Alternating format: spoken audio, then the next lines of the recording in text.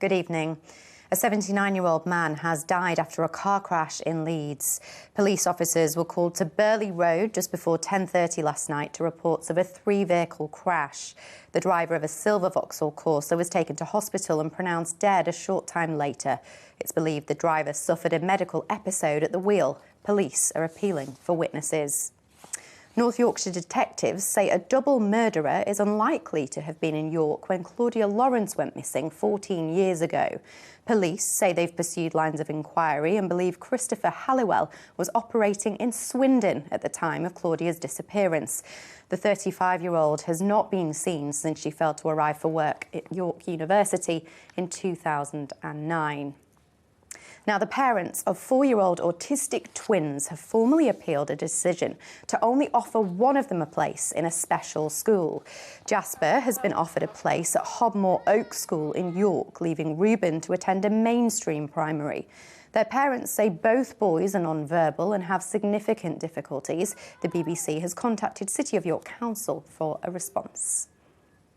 Emergency services were called to a fire at a high-rise block of flats this morning. Smoke could be seen billowing out of windows on the 11th floor. West Yorkshire Fire and Rescue Service say the fire was extinguished within 10 minutes of crews arriving. The cause of the fire is being investigated and there were no reports of any injuries.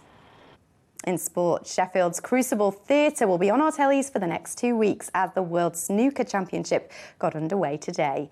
Ronnie O'Sullivan has begun to defend his World Championship title, and you'll find coverage on the BBC iPlayer and BBC Sport website.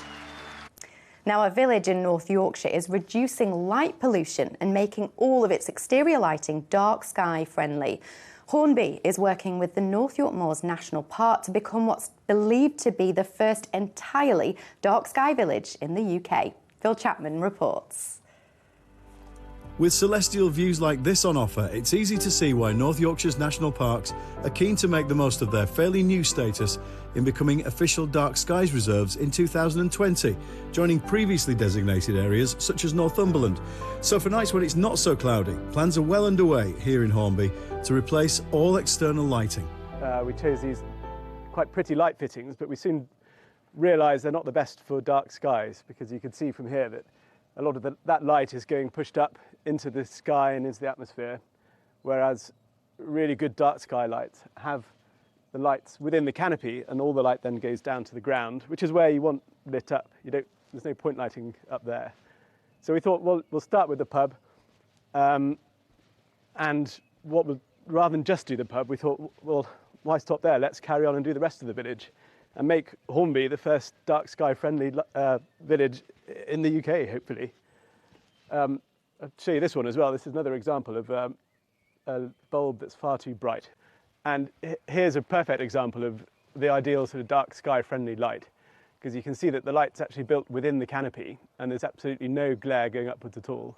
All the lights just creating this lovely warm white puddle on the doorstep and in the path. Working with lots of landowners, we're working with the Mexborough estate, really forward-thinking landowners. We're working with the Spaunton estate, we're working with the National Trust, and these estates are really looking at what they can do in terms of improving their lighting. And like any pollutant, light knows no boundaries. So you need to protect the landscape both within the national park and outside the national park. And the other thing about light pollution compared with other pollutants like plastics in rivers, like pollutants in the air, is that you can solve it at the flick of a switch and it saves you money. And more than 100 lights on 30 properties are being converted here, as well as in other parts of the national park in the next few months, ready for the start of the next official dark skies viewing period, when nights get longer towards the end of summer. Phil Chapman, BBC Look North, Hornby. Fantastic. Will there be clear skies tonight? Here's Abby Dewhurst.